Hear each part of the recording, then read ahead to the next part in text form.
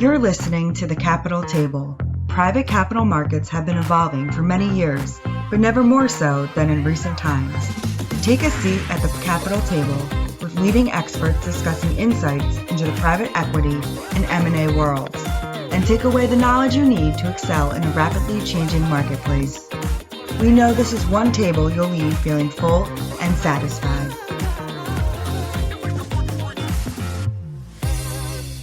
Hello, everybody. Welcome to this episode of the Capital Table. I'm Steve Brady, partner with Witham and leader of our transaction advisory practice. Excited today to launch a two-part series on post-close integration, discussing the purpose and structure and recent trends in integration with my colleague Travis Loomis. And Travis and I had a great discussion on this topic at DealMax for those that were there. But Travis is returning to the Capital Table with us also. Welcome back, Travis, and a brief intro, and let's launch into integration. Yeah, thanks so much, Steve. Happy to be back and happy to have this discussion on post-close integration. I think that there's a lot of uncertainty about outcomes and how to structure these kinds of things. And I think that there's some changes and some recent trends that I think are worth exploring a little bit more. So thanks for having me. Yeah, absolutely. And certainly, as we saw with our friends at DealMax, the shifting landscape in private equity and this topic always becoming more and more important to create value in the deals that they're making. So let's start at the beginning, really what the primary purpose of integration is from your point of view, Travis. Yeah, I think the integration team's primary goal is to connect the dots between the deal hypothesis and its implementation. And usually that involves being able to break down and translate the strategic objectives outlined throughout the deal-making process into the actual integration plans that produce the action and the results that they're looking for. And so the integration team is really tasked with ensuring that those planned synergies and value creation efforts are realized throughout the process from day one through day 100 and beyond. And so ultimately, they're trying to facilitate that smooth transition and sort of minimize those ongoing disruptions that can always occur during the integration process, especially within the first few weeks of closing. Yeah, absolutely. And certainly to achieve those objectives, let's discuss some of the benefits of having a dedicated integration team to execute those plans. Yeah, I mean, it offers several benefits to have a dedicated team. I mean, sometimes having a dedicated team is a little bit easier than trying to ask people to stretch a little bit longer their normal day-to-day jobs. And so really what this can do is drive that momentum and drive progress as quickly as possible, as opposed to being distracted by the day-to-day operations of individuals' regular jobs, if you will. It also can centralize a lot of the accountability and expertise across the teams, so that way there's not duplication of efforts or multiple departments sort of being misaligned or not exactly like focusing on the right things. And then lastly, it can build that cross-functional effort that I think everybody wants to see across their functional departments, but may not always achieve. And so it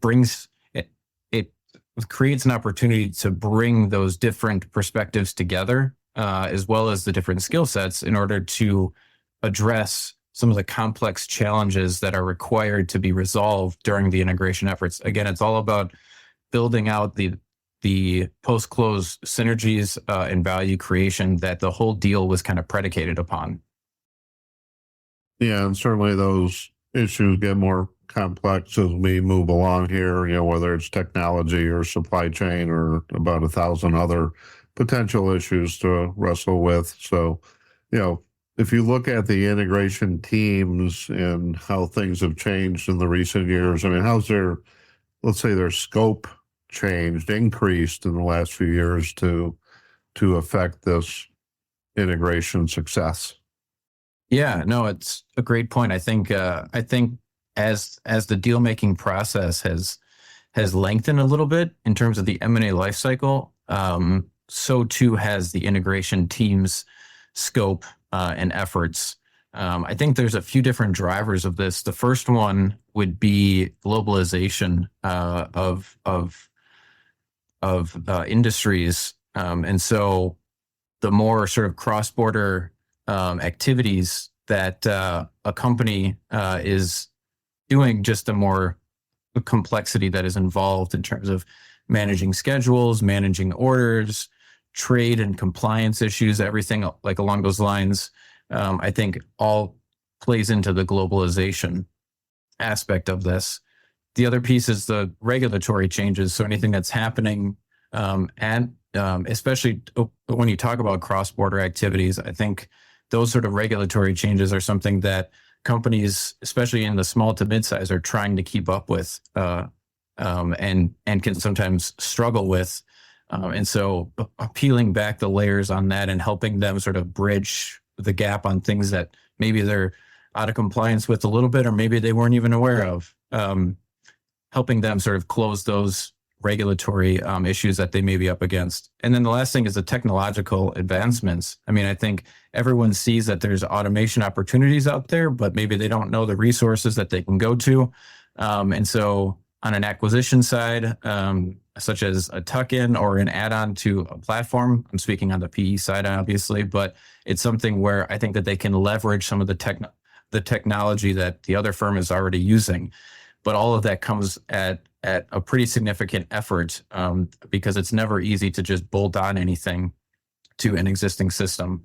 So again, as those pre-close activities expand, and as companies see all of these opportunities out there in terms of globalization and technology opportunities, that sort of drives the integration team's efforts of not just finding cost synergies, but actually bridging the gap across technologies, and focusing on revenue enhancement even, and innovation, as well as, customer and vendor experience with them. So I'd say they're shifting to this strategic role while still needing to have that tactical executional excellence in order to sort of drive the deals to their full potential.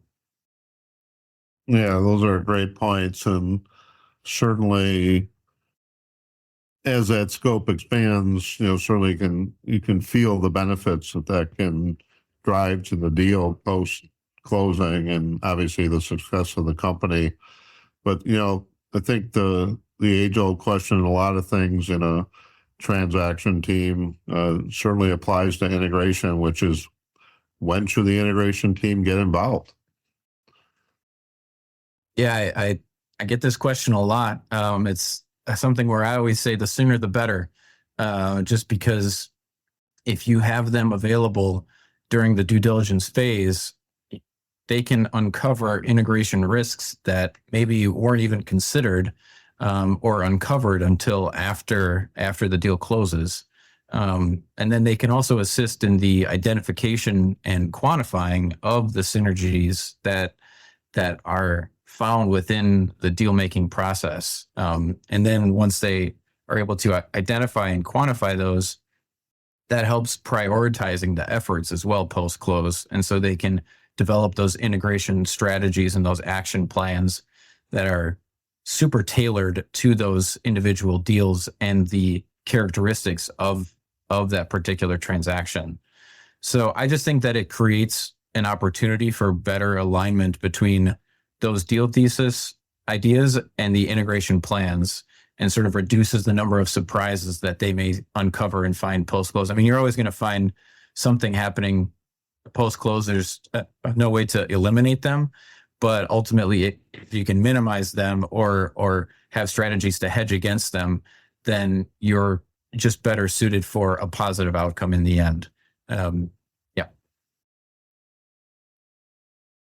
So as deal makers look at transactions and trying to create value after the fact, I think many times there's the tendency that we can do it ourselves. And certainly we just covered the benefits of integration teams, and certainly we've seen it on projects we've worked together in the diligence phase where you and your team are able to bring up value creating ideas and bake that into whether it's a buyer or seller, depending on who we're working with, transaction. But I guess simply, is an integration team needed for every deal?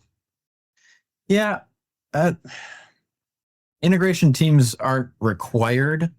I mean, I think they're always there, but I think having a dedicated integration team isn't always required. Just it's very, dependent on what are the goals of the integration and what is the deal thesis predicated on.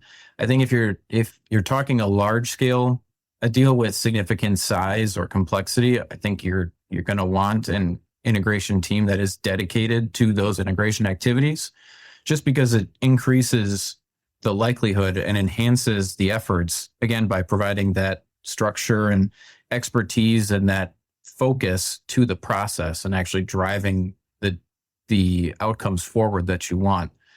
But maybe for something that's a little bit smaller or less complex or doesn't require a lot of integration between the buyer and the seller, those may be a little bit more streamlined, and maybe you could leverage, like you said, Steve, those existing resources and capabilities, and then just kind of have some moderate, oversight from senior management, or even just a couple of external advisors, just to kind of help support and facilitate any of the smaller hangups along the way, and just make sure that people are, driving towards where they need to go.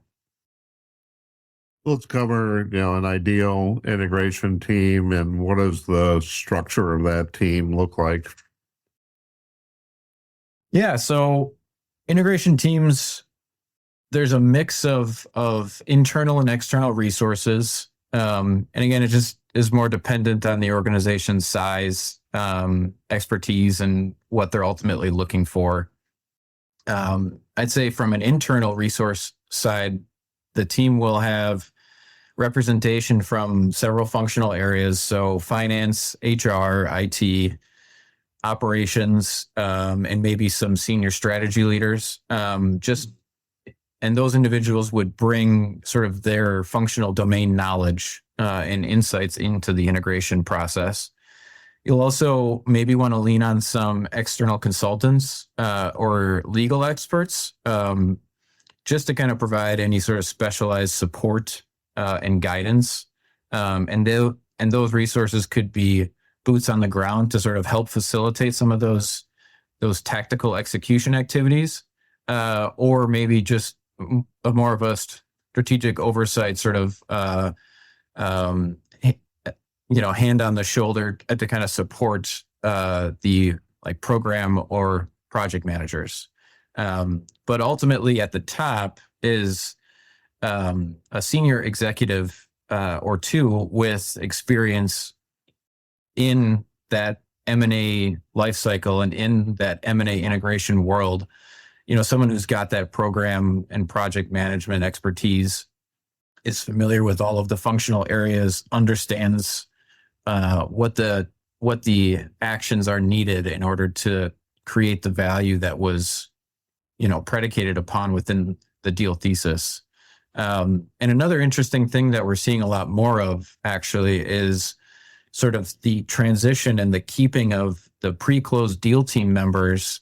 They'll stay along for some of the parts of the integration process as well, which I think is fantastic because it not only enhances the knowledge transfer between the deal team and the integration team, but it can help sort of minimize the misalignments as well as the duplication of effort. So things that they've already uncovered can more quickly be addressed, post-close, as the integration team may be asking some of those questions for a second or third time. So I'm seeing that sort of trend, and I think it's a really positive trend, and I hope that it continues. Yeah, absolutely. And certainly for our audience, as we're wrapping up episode 1 here, appreciate you listening in. Again, we've got a very focused episode 2 on this topic. The importance of integration, as we said earlier, super critical, whether you're a strategic buyer, a private equity firm, or some other type of buyer that isn't traditional private equity, but investing in the business. Give everybody a little teaser of what that is, Travis, and we look forward to talking to everybody on episode 2 after that. Yeah, so the next episode will focus a little bit more on, for those that are, unfamiliar with integration and integration planning in particular, we'll walk through some of the steps that they can take, and in particular, something called an integration planning workshop, which is a really great exercise and activity that I think builds that cross-functional collaboration and really lays the groundwork for a successful integration process. So stay tuned for that. Great. Thanks again, Travis. Thanks again to our audience. And we look forward to speaking with you on episode 2 of this short series. Thank you. Thanks, Steve. You've been listening to The Capital Table. For more information, please visit withum.com. Thank you for listening.